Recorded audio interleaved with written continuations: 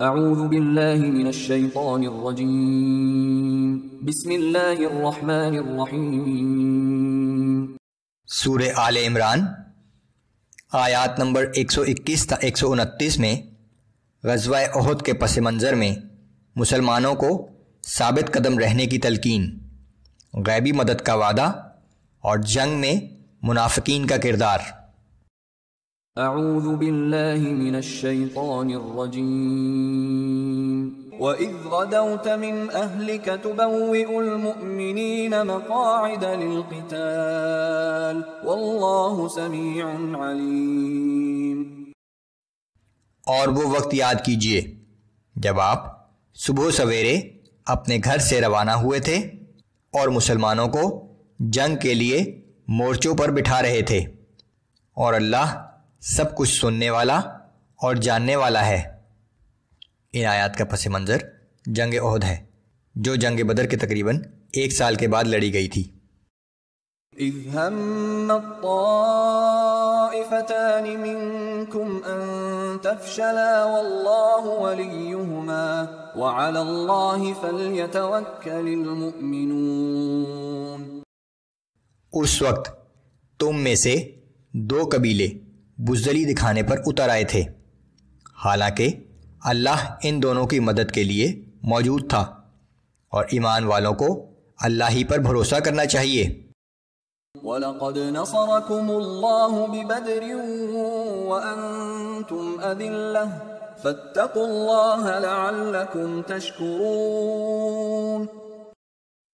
اور بلا شبہ اس سے پہلے اللہ بدر میں تمہاری مدد کر چکا تھا، حالانکہ تم اس وقت بہت کمزور تھے، پس اللہ سے ڈرتے رہو تاکہ تم شکر گزار بن جاؤ۔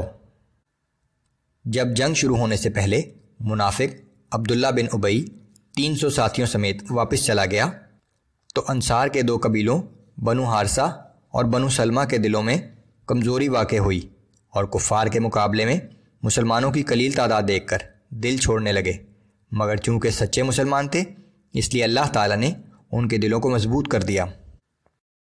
اذ تقول للمؤمنین ألن يكفيكم أن يمدكم ربكم ب3,000 من الملائكة منزلین۔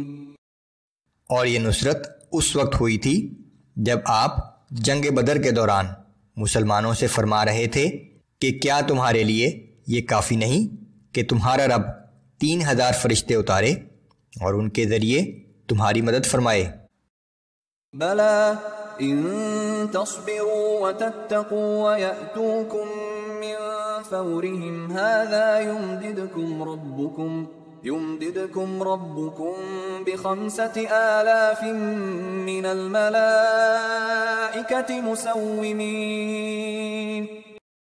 ہاں کیوں نہیں، اگر آج بھی تم صبر و استقامت اور پرہیزگاری اختیار کرو تو دشمن کے اچانک حملہ آور ہو جانے کی صورت میں تمہارا رب 5,000 مخصوص نشان والے فرشتوں کے ذریعے تمہاری مدد فرمائے گا۔ وما جعله الله إلا بشرى لكم ولتطمئن قلوبكم به وما النصر إلا من عند الله العزيز الحكيم۔ اور اللہ نے اس امداد کی خوشخبری بھی صرف اس لیے دی ہے تاکہ تمہارے دل مطمئن ہو جائیں، وگرنہ فتح و نصرت تو صرف اللہ ہی کی طرف سے ہوتی ہے جو بڑی قوت و حکمت کا مالک ہے۔ لِيَقْطَعَ طَرْفًا مِّنَ الَّذِينَ كَفَرُوا أَوْ يَكْبِتَهُمْ فَيَنقَلِبُوا خَائِبِينَ۔ اور یہ مدد اس لیے ہے تاکہ اللہ کافروں کو ایک گروہ کو ہلاک کر دے یا انہیں اس قدر ذلیل و مغلوب کر دے کہ وہ ناکام ہو کر واپس لوٹ جائیں۔ لَيْسَ لَكَ مِنَ الْأَمْرِ شَيْءٌ أَوْ يَتُوبَ عَلَيْهِمْ أَوْ يُعَذِّبَهُمْ فَإِنَّهُمْ ظَالِمُونَ۔ اے نبی صلی اللہ علیہ وآلہ وسلم، اب آپ کو ان لوگوں کے معاملے سے کوئی تعلق نہیں۔ اللہ چاہے تو انہیں توبہ کی توفیق دے، چاہے انہیں سزا دے، کیونکہ یہ ظالم لوگ ہیں۔